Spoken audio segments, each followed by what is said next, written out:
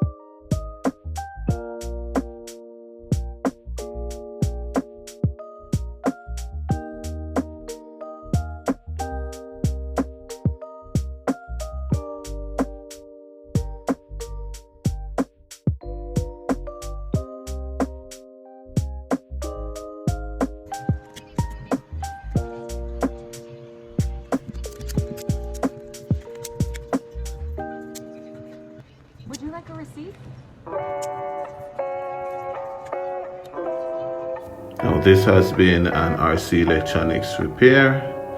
Thanks for watching.